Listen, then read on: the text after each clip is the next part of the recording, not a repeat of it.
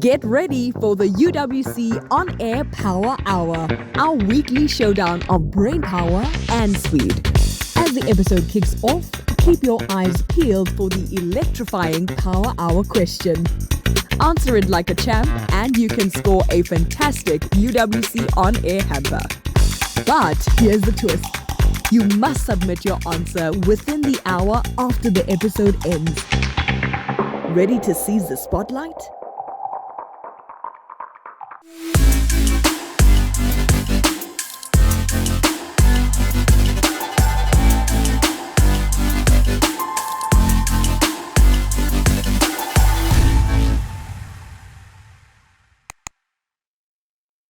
Welcome to another electrifying episode of UWC On Air with me, Nkazimlo.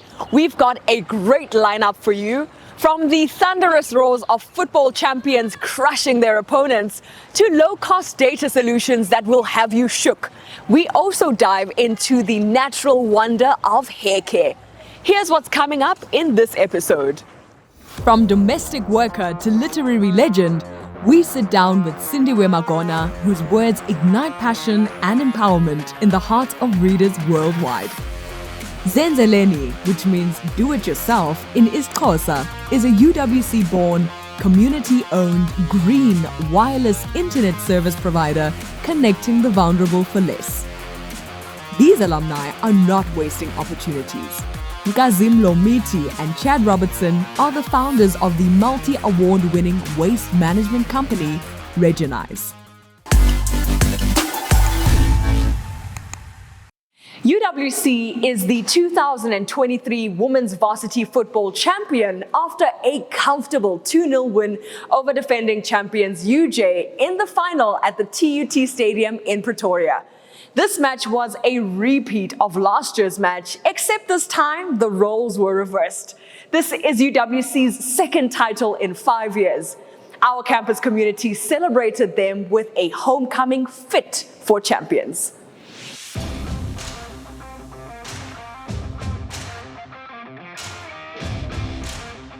We went to Varsity in Pretoria.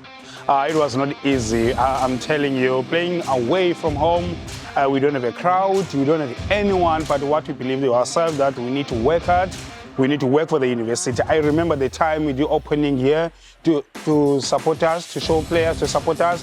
It was nice, and then we promised them we're going to bring the cup back, and then we are here today to give the cup back because we promised them, and then even today it's a good vibe. Supporters, they come in numbers, and then we enjoy ourselves. On the field, it was the day itself. It was quite warm, and we played like at 11, so it was quite warm. But I think the team really handled the final really well, following the instructions that was given to us, and just remembering that we have a goal to achieve. So I think after the second goal, that was the moment everyone probably knew that we would become champions, and that feeling was really an amazing feeling. Our first challenge that we faced, it was playing against UJ, in which we've lost against them in our 2022 final. So it was hard for us to face them, and also our goal was to beat them during our first game. So we lost against them 2-1, and for me it was a bit challenging because I didn't want to concede the whole tournament. I think that motivated us to take the tournament eventually. We lost the first game 2-1. It was a hurtful moment for us. We even thought of giving up.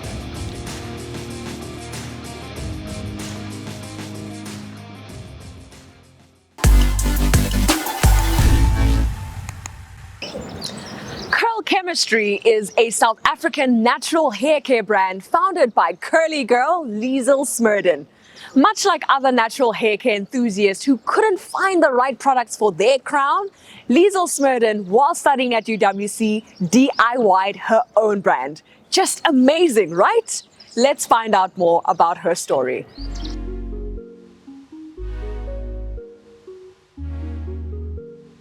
I started my journey at UWC as a BSc student. That was a few years ago. I can't remember which year exactly. I started as BSc. I later realized that BSc was not for me, and I changed my mind and I went to BCom General. and that was a much better choice for me. Personally, I could cope with it, and also now looking back, it definitely helped me on my business journey. So I don't take that for granted. I think it was part of the process of learning, and just an experience in all for myself. So when you do come to a university and you're not finding enjoyment in it, there's no harm in changing your career path. We all have different personalities, different ideas of what our future looks like. And I think the BCom just helped me, especially in my business. I learned so much about business, about finance, about a lot of things in BCom. I look back and I'm grateful that I actually chose the BCom route, because it has completely helped me in my business. I understand so much more, and also business in general is a learning curve. So we'll all have different experiences and we'll learn as much as we can. I studied BCom full-time in the beginning. When I started, I think I did 2 years of BCom full-time, and I decided I need to go and work. I was ready for the working life, and I then studied my BCom part-time. So at the time I was working full-time, studying part-time, and then I just started cold chemistry. That was in 2016. There was 3 major things in my life. That was my life was surrounded by work, by studies, and then in the evenings or early in the mornings I would do my business admin, and it was me alone. So I was juggling those 3 major things in my life, but it was such a great experience. I learned so much. I started making soaps in the beginning as just like a fun thing to do on weekends, and it became time consuming, and it was a bit dangerous because of the chemicals that we were using to mix, and I was not a professional scientist or chemical engineer by any means, and I quickly said this was not for me. But then I actually found some interest in like hair products, because at the time I just went natural. At the shops, a lot of the retail stores had very limited products, and that was when that idea sparked, like, I need to create something for curly people in Cape Town. We've got a lot of international brands, but we don't have a lot of South African brands. And that's what inspired me to basically do my own thing. It was a long journey. I had to look for somebody to create my logo, my branding, create the product itself. I had to establish relationships with plastic wholesalers and label makers and get all the equipment to help me and assist me create this product. And at first we only created one product. It was the curl activating cream, which is still our bestseller today. And people just inquired, like, when are you starting new products? We need a shampoo, we need a conditioner. So a lot of the inspiration also came from my customers saying, we need a spray, we need a shampoo that does this. So that is a lot of the inspiration behind the products and behind the brand. It's definitely, we listen to our customers. We want our customers to come back because they know that the product works and this is something that they needed in their hair care routine. We've definitely grown from just a website and having like 5 agents. We've got a lot of more agents. We've got online stores that sell our product. I definitely have a plan of going to retail in a few years or months, we don't know. Well, that's something we're working towards. And then I would love to actually go to other African countries, because a lot of the African countries have people with the same hair textures. So we want to do an African collaboration, and that's really been my vision from the beginning. It was to have a South African brand and focus on Africa. We've had a lot of orders from South Africans coming, ordering from Dubai, from Denmark, Germany. So it's been traveling, but I've always wanted it to be a South African brand for South Africa or for Africa. And that is essentially my vision for the company.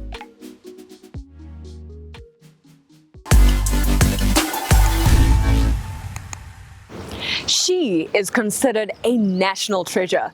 As a celebrated author, academic, and motivational speaker, Dr. Sindiwe Magona, who turned 80 this year, continues to wow us. She is best known as the author of over 100 children's books, stage plays, and short stories, but also has a pretty interesting life journey. We caught up with Dr. Magona at home.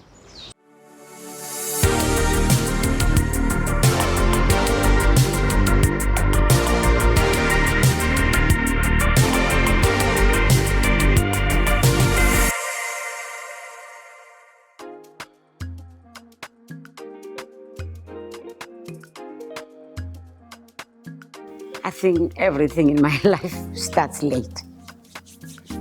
I wouldn't even call myself a late bloomer. I wake up to things later than other people, I suppose. And also the academic part of it, pursuing, especially the PhD, which most people would say is unnecessary. At my age, I'm not getting it to get higher up in a post. I'm 80 this year, so it's not for that. I didn't do it to upgrade myself in a position of employment. We moan a lot about the opportunities we didn't get during apartheid. I'm trying to prove to myself, had there been no apartheid, I could have been in a far better position than I am. When I end my life, you lose opportunities, you're deprived of opportunities. I call it elsewhere in my writing, you are bonsaied by law. You can kid yourself, as I do, that you have recovered. You don't really. What you've lost, you've lost. Yes, I have a PhD, but had there been no apartheid, when would I have got that PhD? What might I have done with it? So, yes, I may look as though I have recovered, but really it's not true. When I left school with a teacher's qualification only there for Bantu people, you finished standard 8, junior certificate, and did 2 years of teacher training. I felt highly educated, highly qualified. But you see, that's what apartheid did to us. It made us have very low expectations of ourselves. I was quite happy. But look at that, you don't have matric. And you are filled with pride at your achievement. Who retires at 80? I do. I started that journey, I must have been, 70, 65, whatever. I had retired from the UN and came back, and some time later, I got to be connected with UWC. Now, for me, that's a journey plus.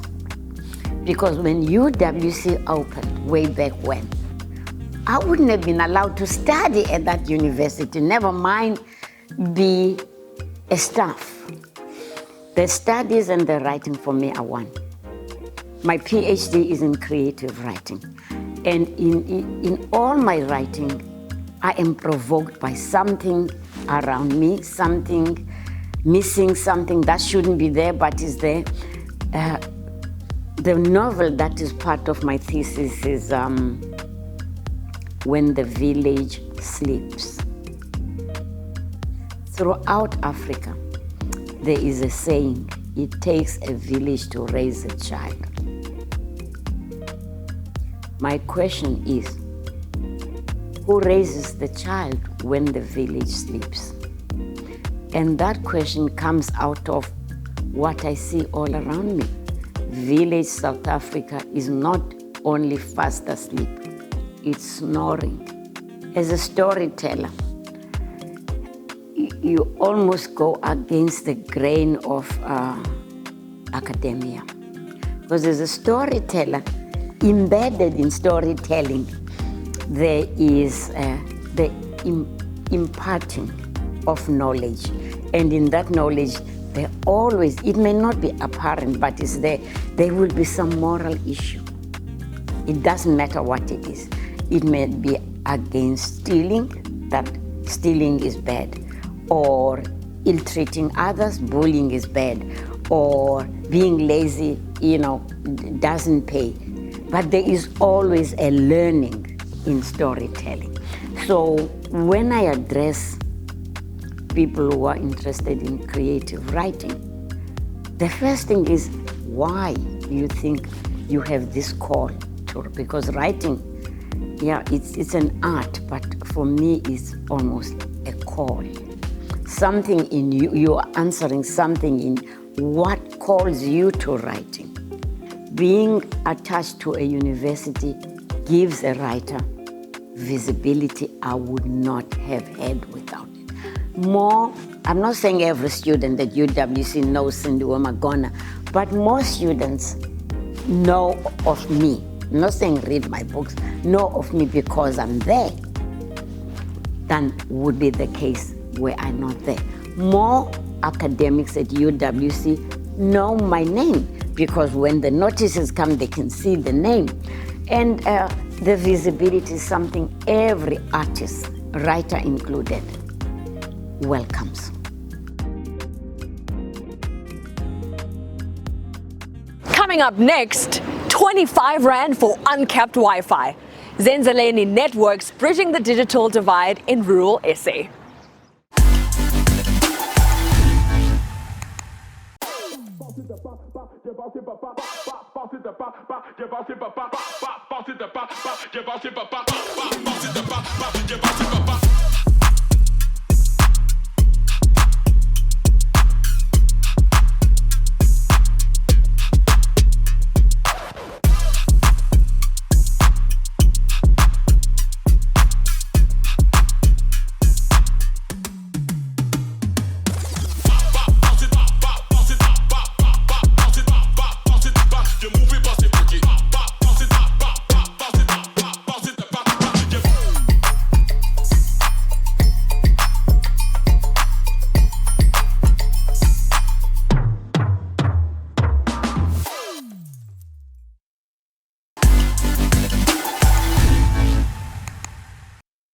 Data must fall, as the saying goes, especially in rural South Africa where mobile infrastructure is scarce and mobile networks are prohibitively expensive. The award-winning Zenzeleni project enables connectivity through low-cost Wi-Fi networks in rural areas.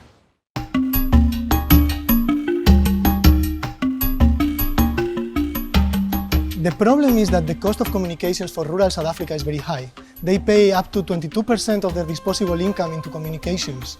We have enabled a community in the rural Eastern Cape in South Africa called Mankosi to provide themselves with their own communications and reduce to a tenth the cost of the internet and to a sixth the cost of voice calls. With this idea, we are trying to enable other communities to do the same that Mankosi has done. We are not proposing free internet. We are not proposing free communications. But people are already spending on communications. They are spending a big chunk of their money in communications. By communities controlling that money, instead of that money going to big multinational companies, they could rebuild their own local economy and tackle all those health and education and employment issues, and employ themselves and contribute to their own education and to their own health.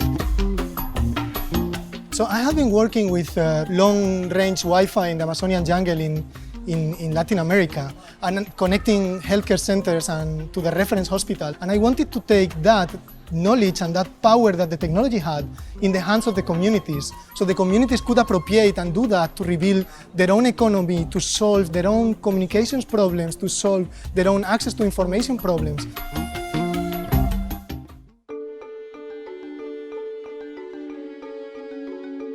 Rural South Africa needs different models. So the role of the university in demonstrating this model is very important because first and foremost, anything innovative is grounded in research, which is where UWC played a role. And following on that, we as UWC with our partners have managed to spin out the innovative part, which is trying to make it into a reality. Zenzeleni represents an innovative model to look at how you could bring a broadband network into a rural village and yet sell it at a price that is affordable to rural people. So currently, Zenzeleni works on a model in which rural people buy a 25 Rand voucher to use a public Wi-Fi hotspot. We're a very embedded university. In other words, we see our societal role and making societal impact as being very important. So the work of Zenzeleni is more than just doing the research and having done the innovation.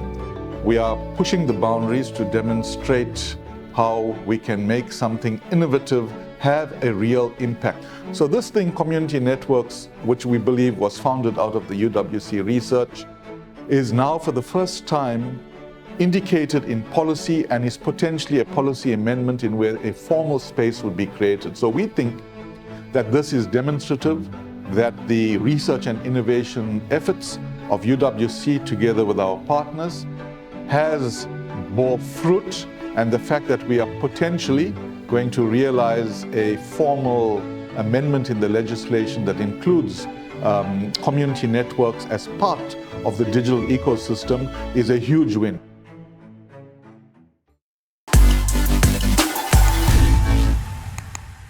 Coming up next, they are innovators by accident and design whose fresh take on waste management may well radically shift the way we think about protecting our environment.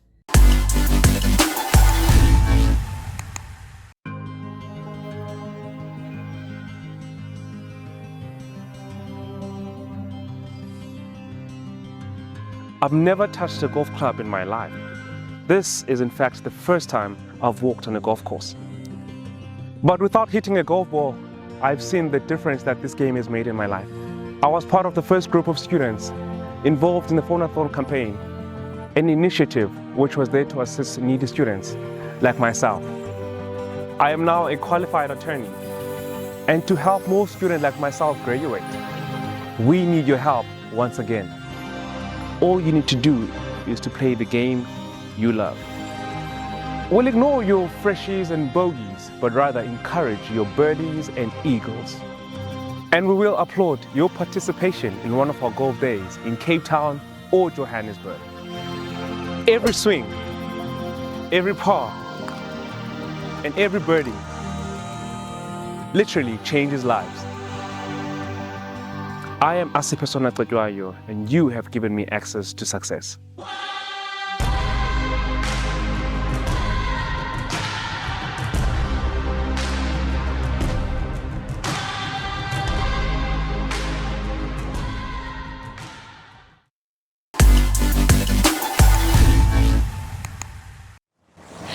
Miti and Chad Robertson, UWC alumni who founded Regenize, an award-winning waste management company, call themselves the Evangelists of Recycling. What started out as a part-time collection of domestic waste using borrowed buckies has grown into a solution-driven domestic waste collection business. We caught up with their dynamic duo on how it began and how it's going.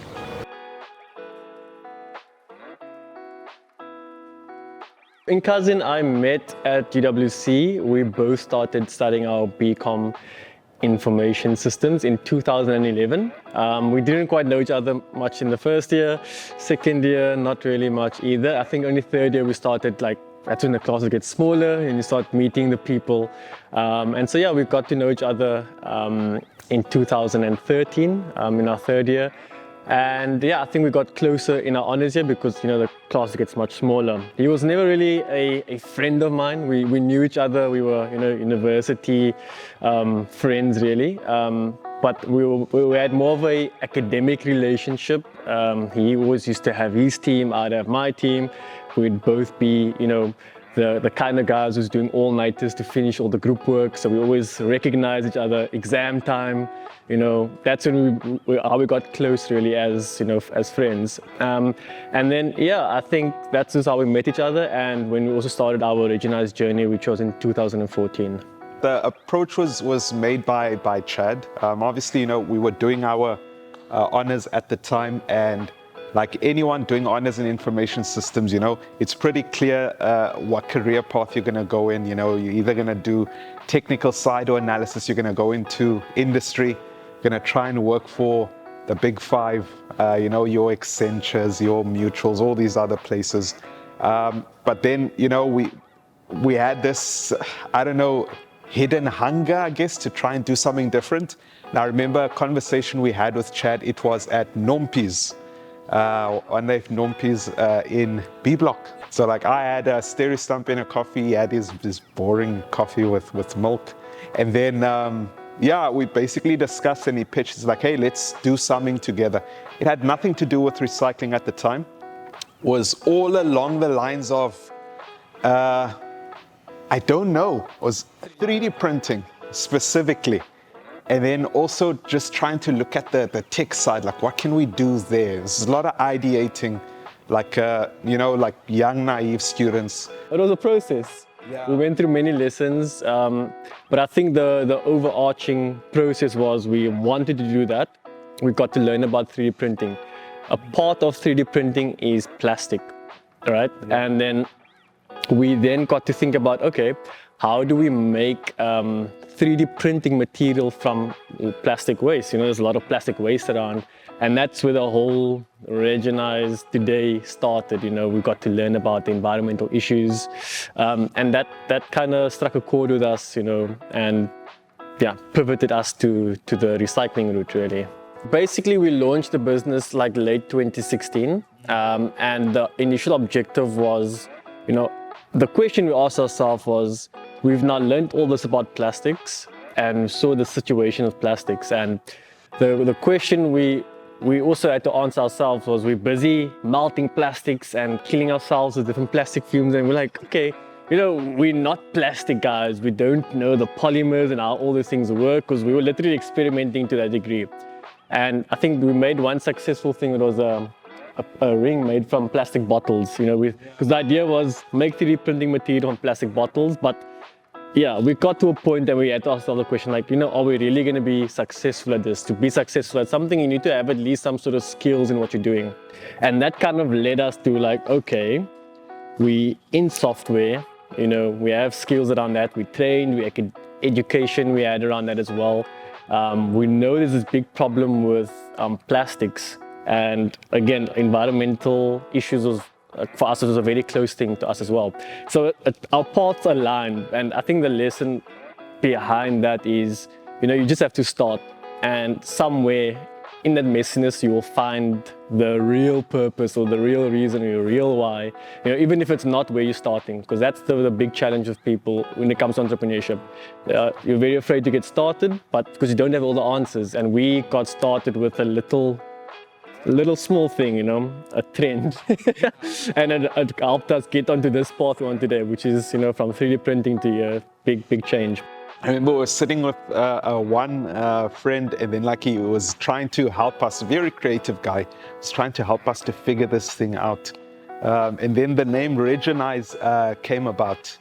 And I remember thinking, oh my gosh, what is this, But then like it sticks. To me, most things are lame until like it sticks at some point. Like, yeah, that one is like, oh. Anyway, recycling, R-E.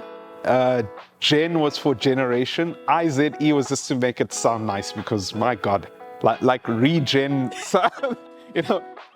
back then for a household to sign up for a recycling service, they had to call a company. The company would get them physical documentation for them to sign that, to take out a debit order, and all of this whole mess and paperwork. We're like, no man, it should be so simple. I should go on a website, I sign up, and I should be receiving a notification of when I'm coming, not the company telling me here are calendars for collection day, no.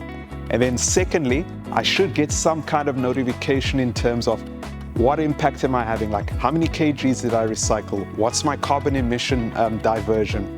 I should be receiving some kind of incentive. So we thought, okay, great. All we need to do, let's motivate people to recycle and connect them to recycling companies.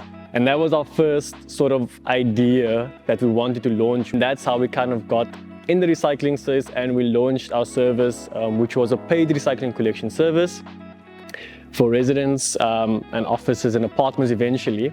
And we'd come and collect the recyclables. In return, they earn Rimali, our virtual currency. So Rimali was always the main part of the business. We wanted to encourage people to recycle, That was the question we were trying to answer. And then we also had to do the recycling ourselves, which, really segued that vision we had initially. But the real mission for Rimali is to integrate it into different things. Like I said, other recycling companies, we now participate in events as well. So if you're attending cleanups, you can earn your Rimali. If you go into a coffee shop with your coffee cup, you can earn Rimali. If you go into a supermarket with your bag, you can earn Rimali. So we're trying to tap into the whole life cycle around where you create waste and have Rimali present there. Sometimes you're embarrassed when you go out there scratching in bins, because you need these recycling to generate income. But now being with Regenize, you feel I belong. And I don't have to run around to have this stuff way, because Regenize does everything. You just get the recycling to the hub, have it sorted out. Regenize even come collect it. So that is the best part. It's like you belong somewhere.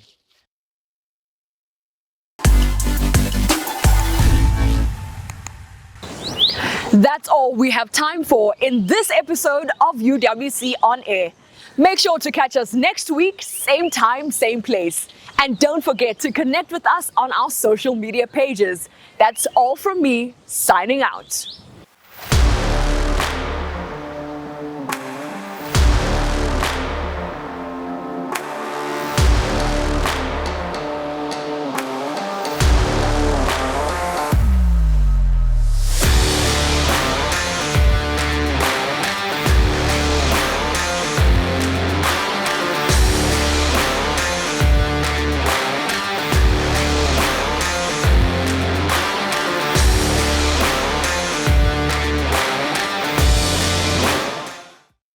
Did you spot our Power Hour question during the episode? If you've got the inside scoop, send your answer to onair@uwc.ac.za. Remember to follow and stay glued to our social media pages to see if you're one of our lucky winners.